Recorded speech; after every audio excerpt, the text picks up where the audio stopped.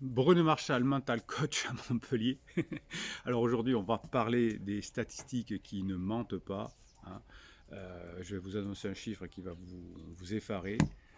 Combien de personnes, d'après vous, qui ont divorcé, hein, qui sont allées au bout du bout du bout du bout du bout, qui sont passées devant le juge, qui se sont extirpées, etc. Combien de personnes le regrettent? Ben, je vais vous donner les chiffres.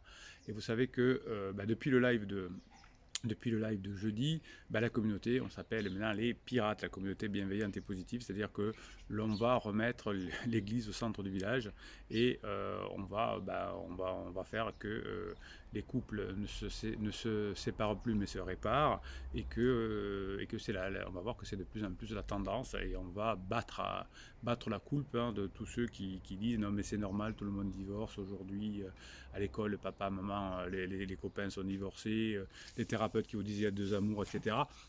Eh bien non, vous voulez du moral, ben vous allez en avoir du moral, hein, voilà. Bruno et les pirates, attention. Bon, alors, statistiques effrayantes, on y va. Des personnes qui sont bien charpées, qui ont divorcé, qui ont vendu la maison, etc. et qui ont demandé le divorce. Combien regrettent aujourd'hui? 50%. 50% des personnes qui ont demandé le divorce, qui ont fait tout le tralala, qui ont insulté, qui ont dit jamais plus je t'aimerai, etc., plus de la moitié. Et on va détailler un peu les statistiques là. Ça veut dire quoi? Ça veut dire que si on est allé jusqu'au juge, etc., il y a certainement beaucoup d'interdits qui ont été commis. Donc s'il n'y a pas beaucoup d'interdits, il y a des chances que ces stats augmentent. Et ces stats ne tiennent pas compte de la crise existentielle. Et vous savez que si on sait gérer la crise existentielle de son conjoint, on va encore faire péter les chiffres. Ça vous va?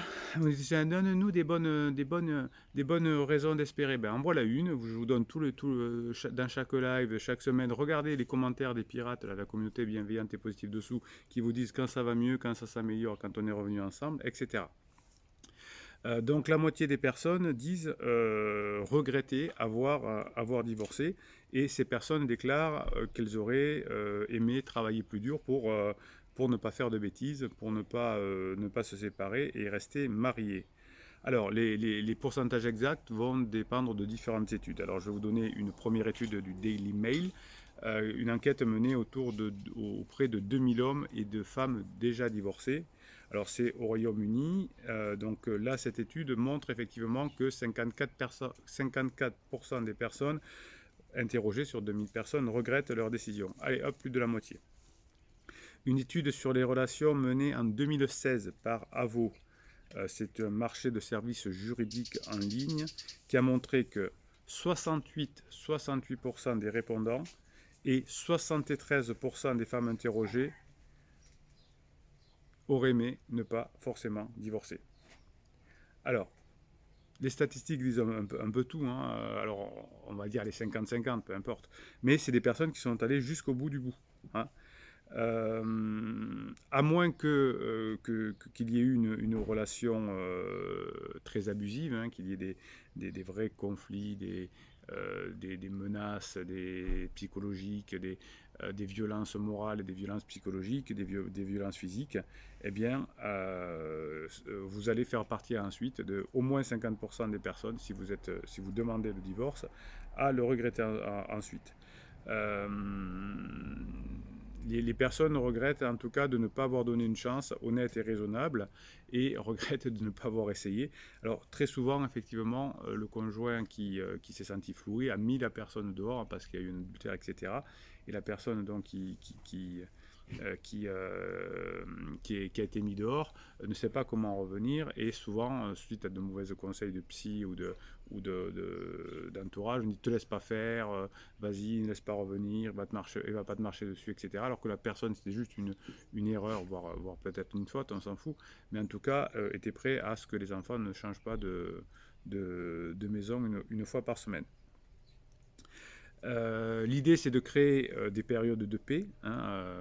Les personnes disent que si elles n'ont pas voulu revenir, c'est qu'il n'y a pas eu de période de paix, hein, que ça a été trop conflictuel.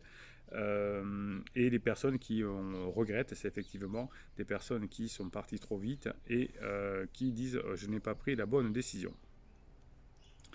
Les personnes qui veulent revenir ont pu regarder on peut avoir un regard honnête sur le nouveau comportement de leur conjoint. C'est pour ça qu'ils regrettent très souvent. Et souvent, c'est le conjoint qui ne voulait pas au départ, qui ne veut pas se remettre en place. Est-ce que les personnes qui regrettent ont dit que le changement pouvait montrer que la personne n'aurait aimé une deuxième chance parce que le pouvoir du pansement n'était pas celui qu'on espérait, hein. Le pansement n'a pas donné suite. Euh, on a été épuisé à un moment donné, on n'a pas su revenir, c'est ce que disent les personnes qui regrettent, et on n'a pas su aussi souvent ouvrir la porte. Donc voilà ce qu'on fait sur cette chaîne, grâce au coaching, grâce aux formations, grâce à la communauté de pirates, eh bien on ouvre des portes, hein, et on étudie comment fonctionne l'humain, on étudie comment fonctionne une crise, comment fonctionne éventuellement une séparation, et on trouve les moyens. On veut trouver les moyens d'y arriver. Bien évidemment, hein, chaque jour, avec cette méthode, des personnes se remettent en place, évidemment, hein, sinon depuis 1999, j'aurais changé de métier. Et puis vous, si vous ne me faites pas trop d'interdits, alors ne me contactez pas aussi, ne me faites pas un coaching alors que vous avez fait 1000 interdits, essayez de me les faire rapidement, hein, qu'on ne fasse pas d'interdits, hein, ça va augmenter la probabilité de regret de se séparer. Et pourquoi après